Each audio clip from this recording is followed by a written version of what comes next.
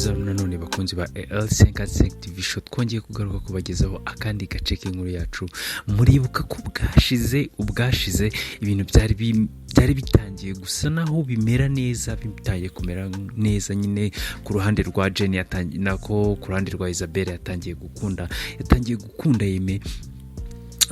Ku rundi ruhande nanone ababyeyi ndetse na John bari bafashe Yeme baramubwira ati noneho wowe dusezeranye ko nyine Isabelle uzamwitaho, dusezeranye ko byibura ngewe ibyo ntakoze wowe uzabikora. Ari John uri kubimubwira ndetse na mushikiwe nawe yaramubwiye ati nanjye mbabarira unsezeranye kibyo n'ukuri kw'Imana kibyo Grafrel yakoze utazigera ubikora kuri Isabelle urabizi ko ari umuntu nyine mufata nka mukuru wanjye, mbabarira ndetse nawe yaramaje kubwira Keri mushikiwe aramubwira ati rwose nta kibazo ariko bakiri aho ngaho hari telefone yakomeje kugenda imuhamagara ndetse murabyibuka ko yagiye kuyitaba. Mu kujya kuyitaba rero yitabwe n'umuntu nako umuntu nyine wamuhamagaraga yari umukobwa ndetse muhamagara bwa mbere kimuhamagara ariko kumubwira ati sheri ko wanze gufata telefone bimeze bite. Ese Eme nawe yaba afite ingeso yo gukunda abakobwa babiri? Ese yaba ari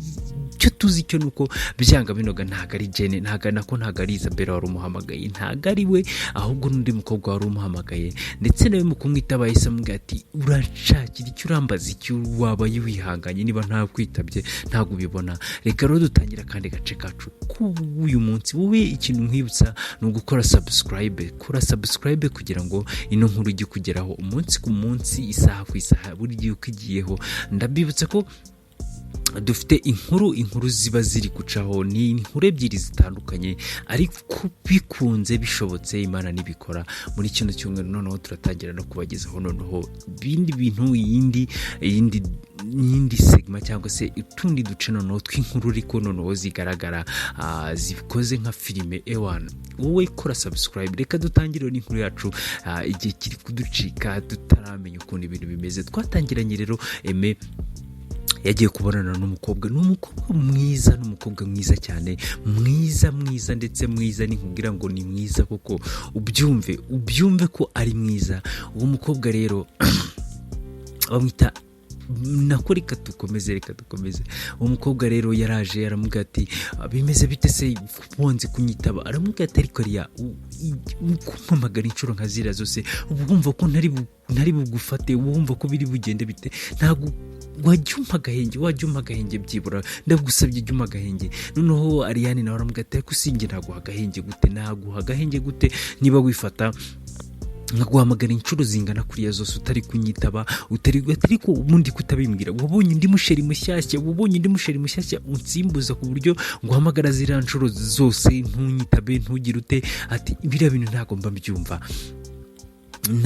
ntago mbasha kubyakira iyo nguhamagaye inshuro nka ziriya zose utari gufata telefone yanjye, uri kundeba nkaho nyine utabyitayeho. Ntago biriya bintu mbikunze n'ukuri kw'Imana. Noneho ntuza Emaramugata ariko wambabariye ibintu nka bino tukabisoza. Kujye nakubwiye ko nta gahunda mfitanye nawe, nta gahunda mfite yo gukundana nawe. Ibyacu byararangiye. Yego ndabizi ko nigeze kugukunda, yego ndabizi ko twigeze kujya muri relationship, ndanabizi nta nicyo ngushinja, ariko nyine ibyacu byararangiye nyine. Niba wenda harajemo ikintu cyo kuvuga ngo nge nawe ntago turi guhuza, hagashira igihe kingana nka kiriya cyose tutavugana tutabonana, byanga binuka hari ibintu byinshi byagabanyije. Ndabizi ko nyine wenda ushobora kubukinkunda, ariko ibyo bintu ukwiye kubyivanamo kuko nge ntago nkigukunda,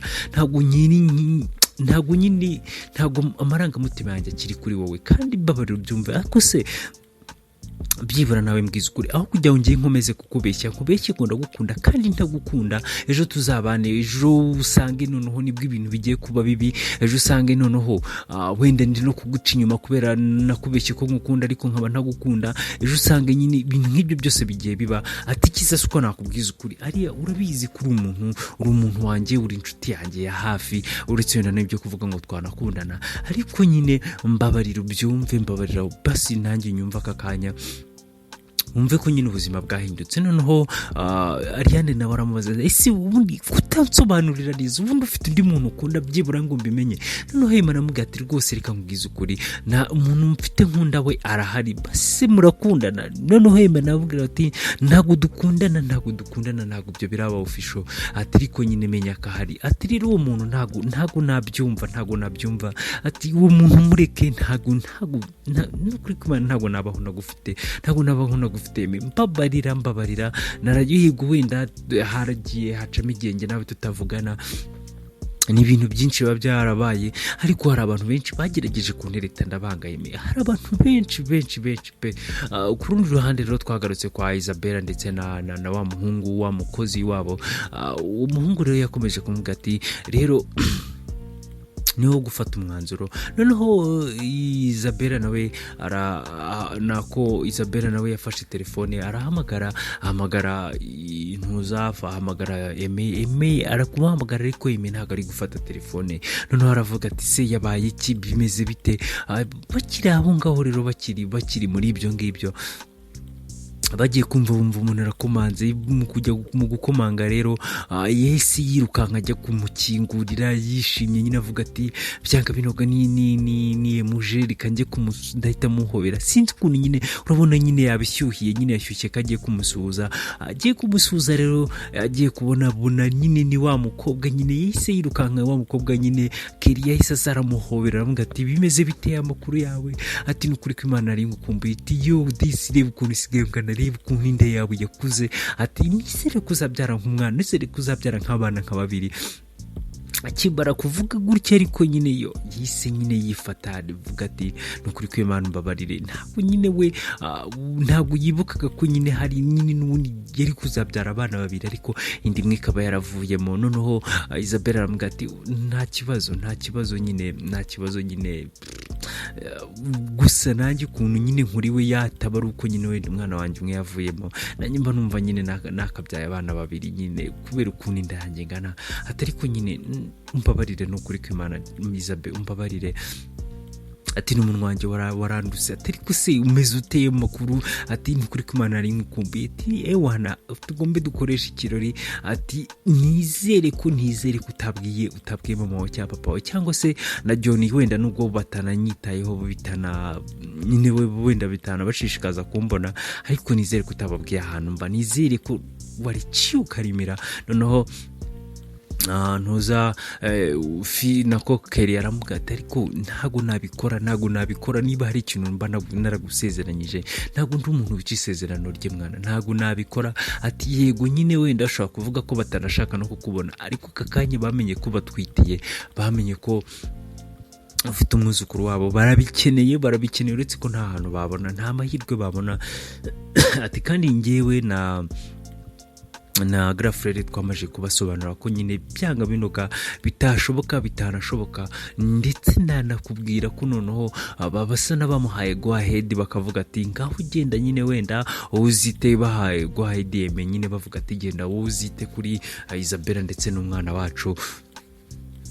Bana navuze ngo tubasabire imbabazi gusa ibyo ngibyo niwo bigena ni wowe uzabikora ibyo twe ntago bitureba nubaha imbabazi uzazibaha n'utazibaha nyine ibyo ni uburenganzira bwawe. Atari ko se ati Emeko ntawe ndi kubona hano ari hehe. Noneho Isabella aravuga ati kuse nanjye ahubwo nari nkwiye kumukubaza kuko nari nzi ko muri kumwe ati reka twatandukanye yavuye mu rugo kare twari turi kubivuganaho ava mu rugo ntabwo nzi ahantu yagiye gusa hari telefone yari kumuhamagara inshuro nyinshi atubwo wasanga nyine wenda afite ibindi bintu yagiyemo.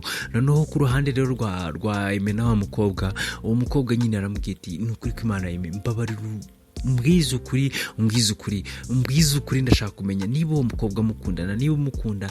Noneho Imana avuga ati ngenda mukunda ariko we ntaga nkunda. Noneho umukobwa aravuga ati si wamuretse nyine niba atagukunda uramushaka iki mwihorere wana mureke ngenda hari ndagukunda. Noneho Emena aramubwira ati ntago bivuze kuba bivuze ko atankunda ntago bivuze ko atazankunda azankunda ndabyizeye kandi ndabihamye 100%. ndabihamya 100% kazankunda kuko nanjye ndamukunda. Noneho Ariane aramuga ati rero yemereka mbwiza ukuri ndagukunda kandi nafutaye ibintu byinshi naretse abantu benshi kubera wowe, ati nizere ko nawe bigiye kuba gutyo, nizere ko nawe ibyo bigiye kuba gutyo, nizere ko ugiye kunkunda, ati kuko nutaza kunkunda ati ndaguhamiriza ukuri ndakubwiza ukuri uwo mukobwa ndaza kumureba kandi ewana njye ndidiringira nawe nibiba ngombwa yeme, nibiba ngombwa n'amaraso ameneke, nibiba ngombwa n'ubuzima buhasigare, ariko njyewe nta mukobwa n'umwe, nta nshinzi nimwe y'umukobwa yaruti kuntwara, nta nshinzi n'umwe y'umukobwa yaruti kuntwara. Ibyo byo ntibibaho, ubisibe ubisezere wumve ko ari njye nawe, wumve ko ari wowe njyewe ngomba kubana nawe, wumve ko ari Ariane na Aime bagomba kubana. Ibyo ubishyire mu mutwe kandi 100% bayinda nagiye ubwo nizere ko ibyo ngibyo bisize mu mutwe. Reka dusoreze ahangaha rero agace kacu. Ese biraza kugenda gute? Ese yirwivangeje hagati y'urukundo rwa Isabella ndetse na Aime byari bitaranakunda, ariko nubwo byibura twumvaga ko Aime nako Isabella wenda agiye kubishyiramo akabaraga, none hahise haza undi muntu noneho rwivanguje hagati y'urukundo rwabo. Ese biraza kugenda gute? Ese ubuzima bwa Isabella bwo buraza kugenda gute?